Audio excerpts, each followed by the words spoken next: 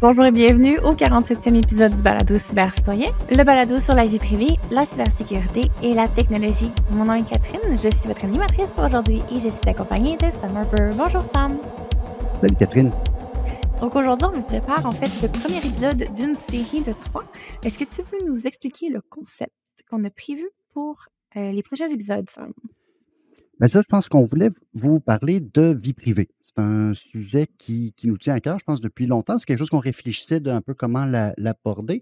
Fait qu'on s'était dit que ça serait le fun. Ça fait un peu partie de l'émission. On parle de vie privée, de sécurité, puis de technologie. Puis le sujet vie privée, souvent, on dirait qu'on l'a pas tant abordé.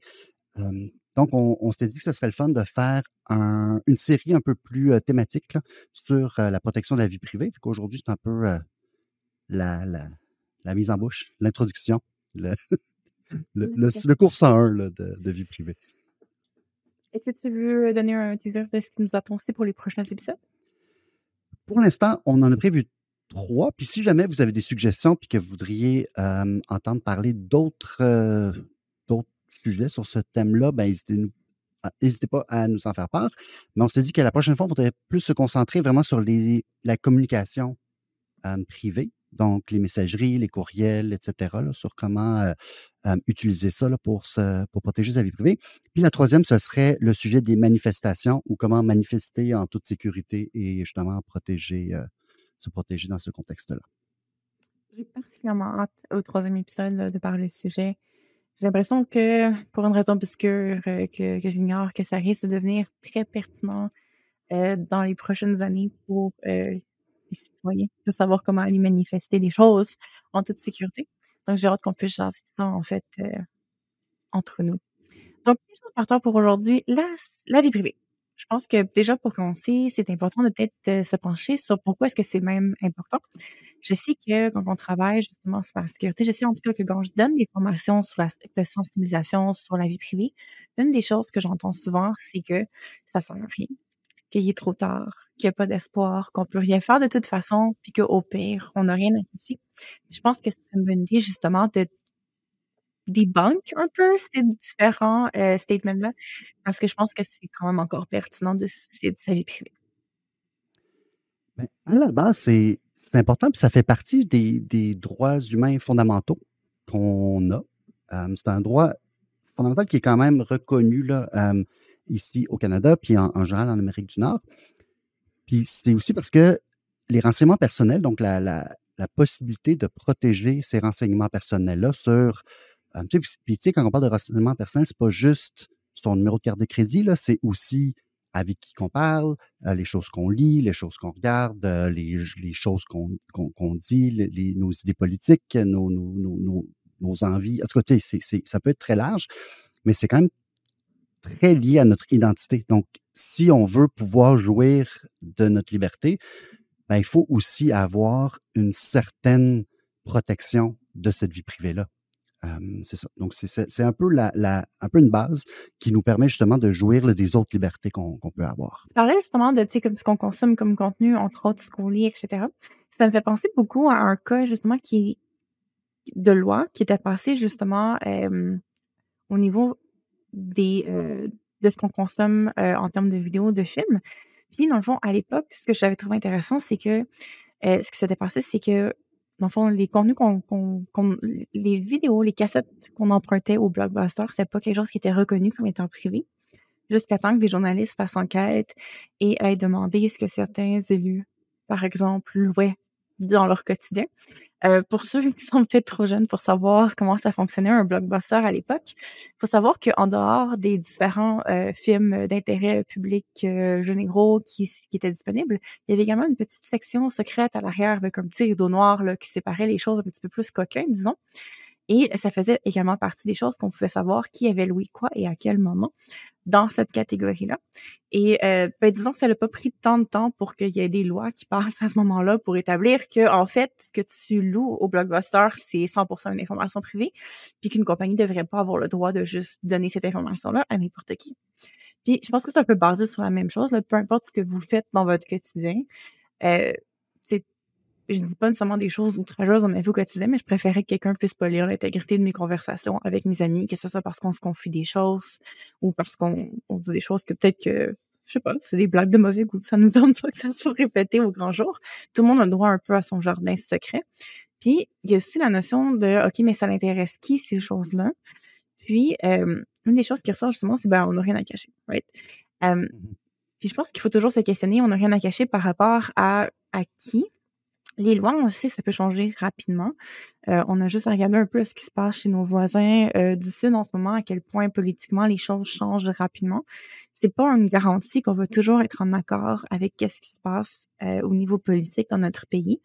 Puis la situation, éventuellement, pourrait changer radicalement, très rapidement, à un point tel où est-ce que peut-être que des choses que vous prenez pour acquis aujourd'hui deviennent soudainement illégales. Ça, c'est une des aspects, mais même si on reste dans les scénarios futurs, il y a des choses pour qui, en fait, puis là, tu nous parlais dans le document de notes, justement, tu mentionnes que la vie privée, c'est pas un luxe pour certains. J'aimerais ça qu'on discute d'exemples concrets, en fait, dans le moment présent, où est-ce que la vie privée, ça peut être importante, peu importe si on pense qu'on n'a rien à cacher. Ben, je pense que tu sais, la protection de la vie privée, c'est important. Par exemple, bah, peut-être pas au Québec aujourd'hui, mais tu sais, des personnes qui militent et qui vivent dans un régime répressif, ou même pas qui militent, mais euh, Qui existe dans un... qui existent. Je veux dire, par exemple, la répression contre la communauté LGBTQ en Russie est assez importante. Et là, en ce moment, il y a, je lisais récemment un article dans Medusa qui expliquait qu'il y avait vraiment un genre de fichage de personnes à ce moment-là. Donc, tu sais, qu'il y a vraiment comme une genre de surveillance qui est exercée là.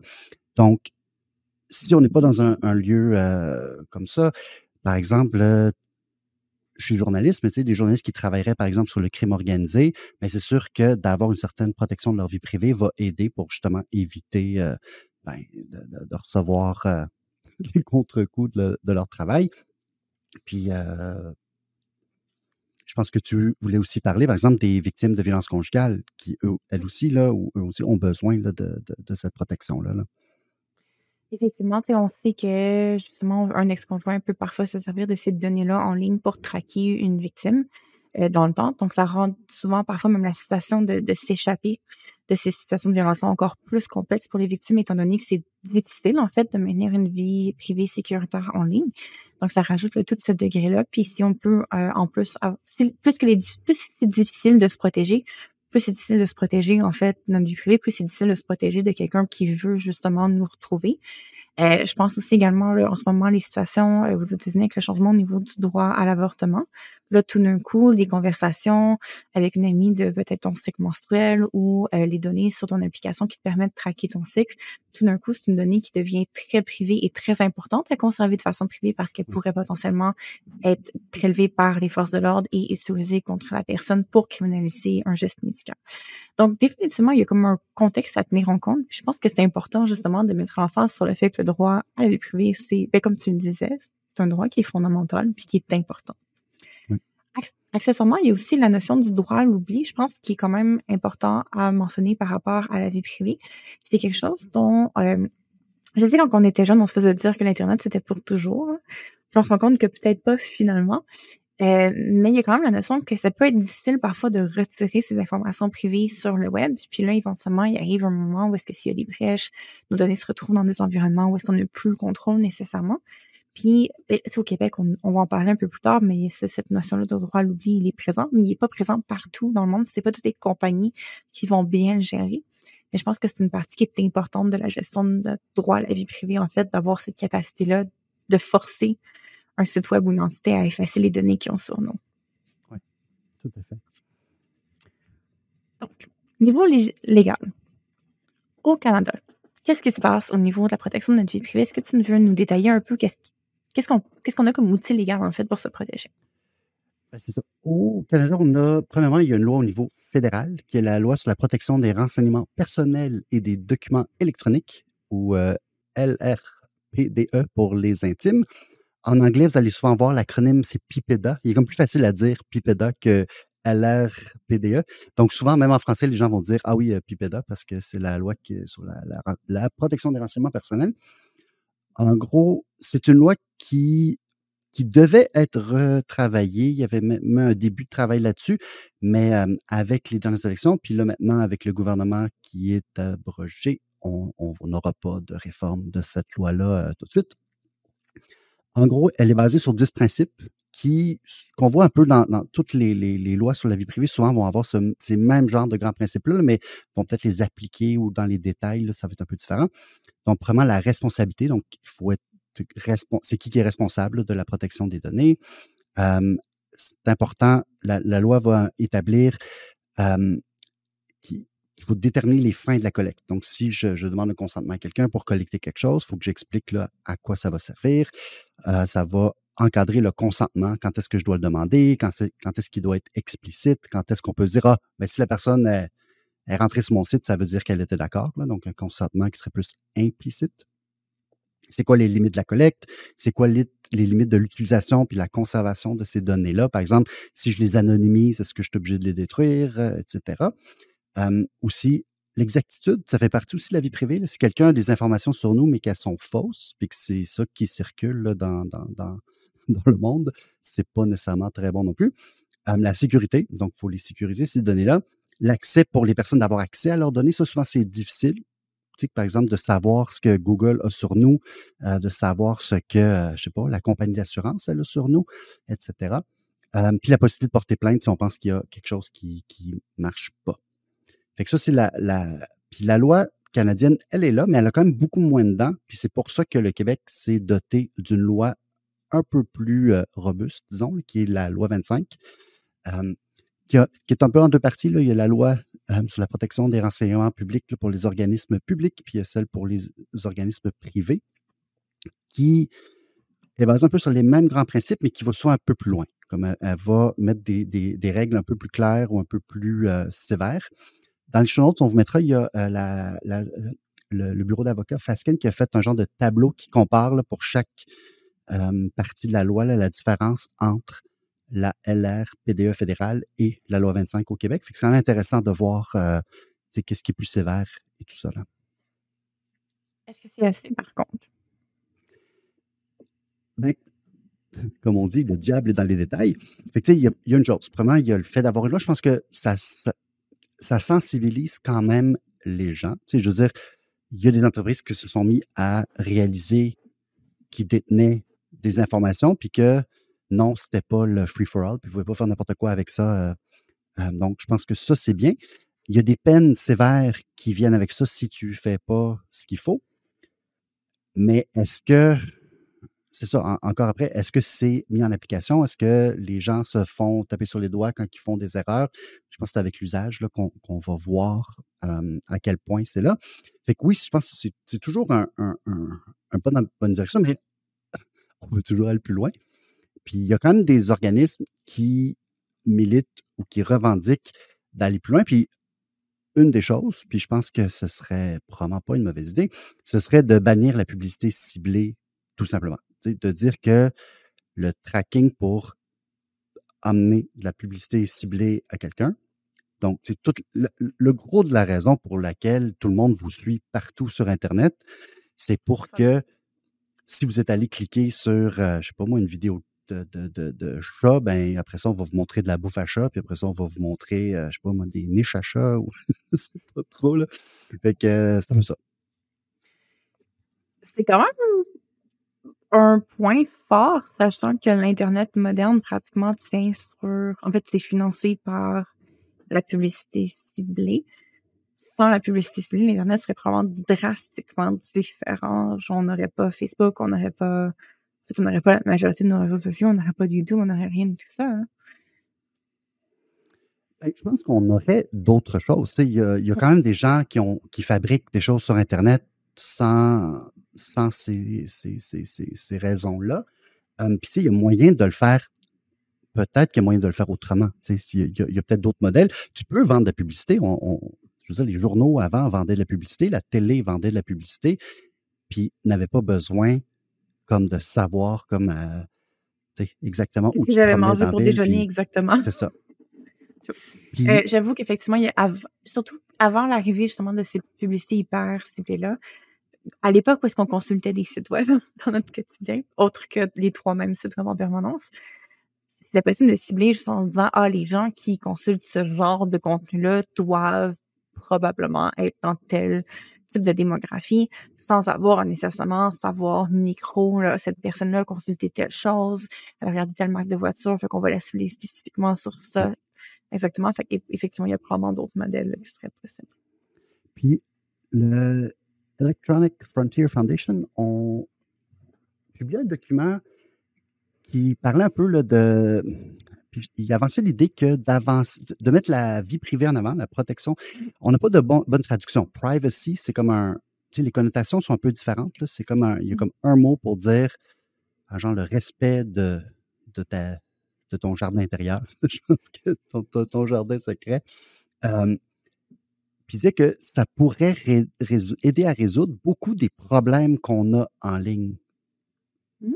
qui sont justement exacerbés par le fait qu'il y a cette publicité ciblée-là. Donc, par exemple, l'espèce d'aspect un peu, tu sais, les effets pervers des réseaux sociaux, où que justement on cherche à encourager l'engagement, parce qu'on veut que tu restes là le plus longtemps possible pour pouvoir pousser plus de publicité, puis pouvoir justement collecter plus de données sur tes habitudes et tout ça. Ben, s'il n'y a pas cette publicité-là, ben déjà, tu viens de diminuer ça. L'autre chose que le IFF me recommandait, c'est qu'à ce moment-là, les données que tu récoltes sont seulement pour le service que tu offres. C'est sûr qu'il y a certains Mmh. services que tu vas offrir que tu n'as pas le choix d'avoir certaines données. Là. Je veux dire, si tu veux livrer de la pizza, il faut que tu aies l'adresse où tu vas envoyer la pizza. Tu sais, ça, Mmh. c'est un peu normal. Mais tu n'as peut-être pas besoin de savoir la marque de la voiture, l'adresse IP de la personne qui t'envoie, etc. Que le consentement, puis ça, souvent, là, tu sais, il y a beaucoup de choses que le consentement, il faut comme que tu ailles dire non, je veux pas être suivi. Ou, tu sais, Facebook sont malades, tu sais, à tout bout de champ, là, ils changent leurs paramètres. Puis Mmh. là, quelque part dans un 6e menu caché derrière quelque chose, ben là, il faut que tu t'enlèves non, je ne veux pas que ma face soit utilisée pour de l'intelligence artificielle. Tu sais, comme... Ouais. Mais là, ce serait le contraire, c'est qu'on dit que le consentement doit être explicite. C'est toi qui dis je veux. Tu sais. Qui j'ai l'impression que pendant une couple d'années, on avait l'air de s'enligner vers ce concept-là de consentement explicite. Surtout qu'on avait, par exemple, commencé à bannir le fait de opt-out, en fait, sur les infolettres, qu'il fallait absolument opt-in. Ouais. Puis éventuellement, le concept, on dirait que comme il a disparu, en fait. Surtout avec l'avènement justement des avertissements de cookies, tout d'un coup, on est retourné vraiment en mode où est-ce qu'il fallait agressivement opt-out des cookies. Il fallait dire non, je veux pas, c'est quelque chose d'un sous-menu, il faut décocher tout Mm. manuellement, alors que l'option de opt-in est par défaut déjà cochée. Fait que il y a eu un renversement, en fait, de la façon où est-ce qu'on interprétait le consentement en ligne à ce moment-là, j'ai l'impression. C'est ça. C'est sûr que le consentement, je pense que c'est quand même pas si simple que ça. Je veux dire, là, on a des genres de pop-up partout. Voulez-vous des cookies? Certains sont bien faits. Tu sais, tu peux cliquer sur non, tu sais, mets-moi juste ce qui est nécessaire, puis Oui. mets-moi ce que tu veux. Mais il y en a d'autres, là, que, écoute, ça te Ah, il y prend en a un qui sont bac en informatique, là, pour comprendre le menu, tu sais, parce que c'est comme, c'est ça. mais c'est ça les concepts de design non éthique, en fait, là. Ouais. Où est-ce que justement le point, c'est de flouer le consentement de la personne. Puis tu sais, je pense entre autres à un site où est-ce que je me rappelle là, précisément que pour dire le oui accepté, il est en noir foncé gras, le dire non, je veux pas, c'est comme une petite ligne toute petite à côté. Puis là, quand tu dis tu veux pas, il faut que tu les décoches précisément. Puis à la fin du petit décochement, tu as un bouton pour confirmer que tu veux bien décocher puis enregistrer les changements. Il est en tout petit. Puis le de continued as it was, où est-ce que tu avais, peu importe ce que tu as décoché, c'est celui qui est en gros en noir clair. Hey! C'est quand même fait exprès pour qu'on clique par accident sur quelque chose qu'on n'avait pas l'intention de faire. Oui, tout à fait. Hem, je sais que dans tes notes, tu mentionnais en fait, les publicités comportementales. Oui, Est-ce que tu avais pris le temps de t'intéresser un peu sur le concept de ces publicités-là, puis de pourquoi c'est particulièrement dangereux? je t'écoute. En fait, les pubs de comportement, ben, en anglais, c'est behavioral advertising. C'est une des raisons principales pour laquelle on traque le plus de données là, en marketing. Le point, en fait, c'est que tu peux cibler les gens sur psychographie, démographie, des facteurs de vie, etc. Mais ce qui est le plus efficace, c'est comportemental. Puis, ces données-là, en fait, pour faire du ciblage, de la segmentation comportementale, il faut avoir la micro-donnée sur les gens. Il faut savoir le type de vidéo sur lequel tu n'as pas nécessairement engagé, mais tu as arrêté quelques secondes de plus pour observer les choses que tu as achetées dernièrement, tu sais, vraiment les actions que tu as posées ou pas posées quand tu es en ligne. Ça, c'est énormément de contenu. Puis le point de cette publicité-là, éventuellement, c'est de trouver, en fait, des facteurs, là, de dresser des portraits psychologiques extrêmement avancés sur les gens pour deviner à l'avance ce que tu vas avoir besoin ou ce que tu vas avoir envie d'acheter éventuellement. Fait que, tu sais, quand vous avez l'impression, en fait, que votre téléphone vous écoute, puis de voyons qu'il a deviné que j'ai mentionné ça au souper, ben souvent, ce genre de pub-là, c'est pas que votre téléphone vous écoute en soi, c'est juste qu'il a collecté ces tonnes de données-là pour éventuellement faire des publicités de ce type-là. Oui. Puis c'est probablement un des types de publicités éventuellement qui devient le plus intrusive là, en soi. Tu dis que ça fonctionne, puis j'imagine qu'avec l'argent qui est mis là-dedans, les gens, en tout cas, les publicitaires pensent que ça fonctionne, mais la plupart des gens trouvent ça intrusif. Je veux dire, quand, tu sais, l'espèce de sentiment de, tu sais, j'ai parlé de chat, puis là, je reçois une pub pour de la bouffe à chat, il n'y a pas grand monde qui est comme, hey, wow, j'avais justement envie de voir une publicité pour de la bouffe à chat parce que je parlais avec mon ami de chat. Tu sais. C'est peut-être parce que les pubs sont moins bien faites, mais concrètement, là, quand ton algorithme te recommande exactement la vidéo de l'influenceur qui te dit avec un grand sourire qu'elle a le produit exact pour régler le problème que tu avais justement en tête, les gens l'interprètent probablement beaucoup moins négativement dans ces moments-là. Puis dans les faits, les gens investissent sur ces pubs-là parce que, je veux dire, en ligne, on sait ce qui marche ou ce qui marche pas, là, le click-to-rate, genre, exactement Mhm. les gens qui travaillent en publicité, là, ils savent au sous près, au quart de sous près, combien exactement ça leur a coûté cibler puis amener le consommateur à acheter des choses. Puis ils investiraient pas tout cet argent-là à collecter les données, puis à les traiter, puis à faire des pubs, si au final, il y avait pas un clair retour sur investissement. C'est comme une pub à la TV, là, c'est sûr que c'est pas le même impact, c'est plus dur de déterminer, mais en ligne, tu peux savoir exactement combien ça leur a apporté au final. Puis ça paye. Peu importe le sentiment au final de la personne, je pense que quand on a ces cas-là, c'est des cas où est-ce que la pub est peut-être pas assez bien abordée pour pas justement enlever cette dissonance-là que c'est weird, mais probablement que quand elle est bien apportée, les gens réalisent pas, en fait, à OK. quel point le téléphone semblait bien les connaître pour leur proposer ce contenu-là. Donc, c'est sûr qu'il y a ça à considérer, mais dans les faits, en ligne, on peut traquer tout, y compris combien ça nous a coûté cibler la personne. Puis si on fait encore des pubs comme ça, c'est parce que c'est rentable. Oui, tout à fait. Qu'est-ce qu'on fait pour protéger notre vie privée? En fait, jusqu'à quel point est-ce qu'on peut protéger potentiellement notre vie privée? Est-ce qu'on fait juste parler des problèmes ou est-ce qu'on a peut-être des mini pistes de solutions, des choses à considérer? Ben, je dirais qu'avant de parler des solutions, je pense que c'est de faire un petit tour un peu de tu sais, tout ce qui est un frein ou un peu une Mmh. menace un peu à notre vie privée. Puis on a déjà abordé tu sais, les GAFAM, donc tu sais, Google, euh, Meta, etc., là, qui traquent. Il y a aussi les data brokers, qui Mmh. sont des entreprises qui vont récolter une tonne d'informations, qui vont les récolter de différents endroits pour justement, soit pour les vendre à des publicitaires, donc pour vous cibler, aussi des fois pour évaluer les risques, fait que soit parce que vous voulez faire un emprunt, soit parce que vous voulez souscrire à une assurance, etc. Fait qu'à ce moment-là, ces entreprises-là vendent des informations sur toutes sortes de choses. Euh, on a vu récemment que les voitures, c'est des appareils qui envoient des tonnes de données sur nos habiletés. Fait qu'ils peuvent dire, ben, cette personne-là, elle a tendance à conduire à telle vitesse, elle freine à telle affaire, elle fait ses changements d'huile à telle fréquence. Fait qu'elle n'est pas fiable parce qu'elle dépasse tout le temps. En tout cas, des choses. En tout cas, ça peut aller quand même assez loin. Et j'ai commencé à lire un livre qui a été publié cette année ou à la fin de l'année dernière, Means of Control de Byron Taw, qui parle justement de l'intersection entre les data brokers et les autorités gouvernementales, où les États-Unis, surtout après le 11 septembre, ont flairé un peu la possibilité qu'au lieu d'aller chercher un mandat, puis tu pouvais ramasser des informations par ces gens-là pour justement faire de la surveillance de masse. Parce que quand tu commences à regarder ça, c'est quand même un peu épeurant. Tout ce tu sais, à chaque fois qu'on utilise une carte de crédit, on dit où on est. À chaque fois qu'on se promène avec notre cellulaire, il ping des tours, on dit où ce qu'on est. Euh, c'est ça, les données comme ça, c'est juste les données comme de géolocalisation. Mais notre ordinateur, quand on se promène sur Internet, c'est pas juste le site qu'on va, c'est aussi notre adresse IP de notre maison, c'est quoi notre système d'exploitation, c'est quoi le browser qu'on utilise, c'est quoi les plugins qu'on a sur notre browser. C'est aussi comment qu'on utilise la souris, comme où est-ce qu'elle va sur l'écran, où est-ce qu'on arrête de scroller, etc. Fait que c'est beaucoup d'informations. On peut aussi On être... demande à Google. qu'est-ce qu'on demande à... Ben oui. Qu'est-ce qu'on pose comme question? La vidéo, même, je pense à un moment donné, je pense que Facebook ramassait aussi, tu sais, ce que tu commences à écrire, puis là, tu décides, ah non, je ne l'écrirai pas. Tu sais, fait que tout, tu sais, tes mauvais posts, là, Facebook les savait.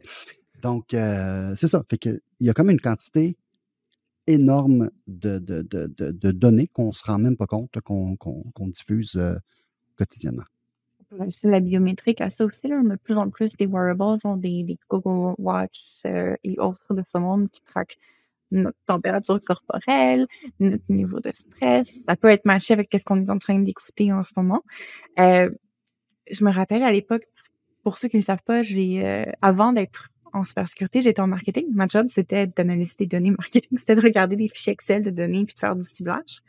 Puis, il y avait ça fait quand même ça fait plus qu'une dizaine d'années à ce point-ci, mais à l'époque, là, il y avait la notion du neuromarketing qui commençait un peu là, à être discutée. C'était une des choses qu'on faisait, là, on faisait regarder des publicités à des gens. On leur collait des petits électrodes sur le front avec un petit truc là, sur le doigt pour traquer le heartbeat.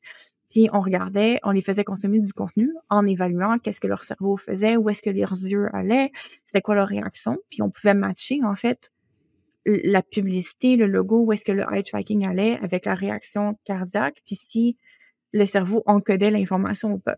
Ça, c'était il y a une dizaine d'années. Fait que, où est-ce que c'est rendu aujourd'hui, toute cette technologie-là? Honnêtement, ça me fait un peu peur d'y penser, mais de considérer que si vous êtes en train, tu sais, votre compte Netflix partage des cookies avec votre montre connectée. Si vous êtes en train d'écouter une série télé, c'est pas impossible de faire une corrélation. Netflix le sait ce que vous écoutez quand vous écoutez, puis il est capable de regarder votre heartbeat, il est rendu où, rendu là.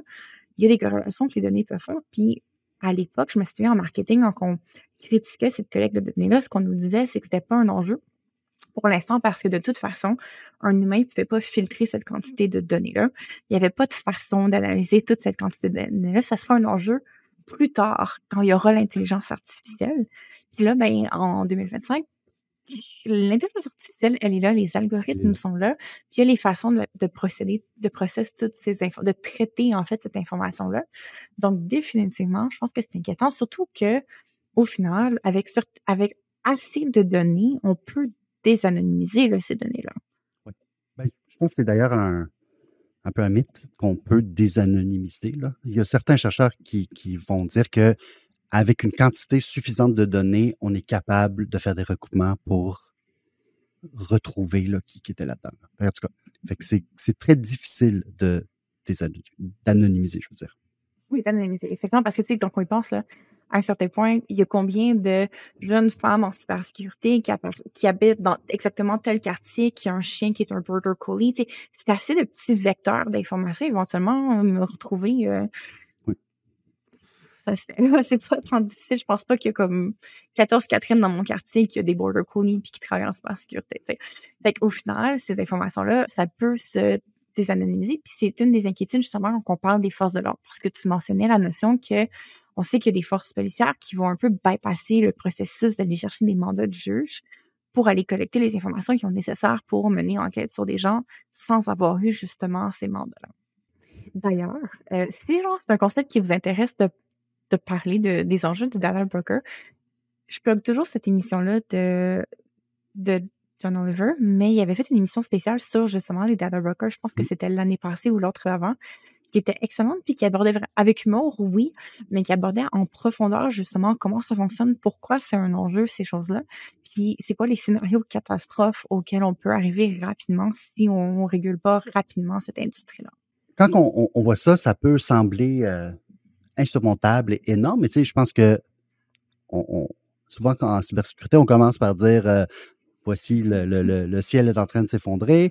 Mais il y a quand même des choses qu'on peut faire. Puis je pense que la première chose à faire, puis c'est une des choses que, à Cybercitoyen, c'est dans les choses qu'on préfère dire, c'est qu'il faut réfléchir à son modèle de menace. Le modèle de menace, c'est comme... un jour, ça va nous prendre un genre de mascotte, le modèle de menace. Là. En tout cas, je ne sais pas trop de qui va avoir l'air, mais... Il faudrait en fait un bouton qui, à chaque fois qu'on dit modèle de menace, il y a comme quelqu'un qui vient expliquer. Le modèle de menace, c'est pas.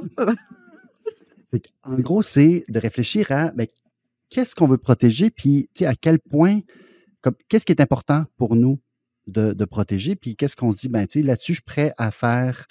Je me dis, OK, parce que malheureusement, la vie privée hardcore, là, comme 100%, je vis dans le bois, déconnecté, c'est pas facile. Puis souvent, on va faire, c'est plus facile, par exemple, de se connecter avec son compte. Il y a beaucoup de sites qui te permettent, par exemple, de te connecter avec Facebook ou avec Google sur toutes sortes de services.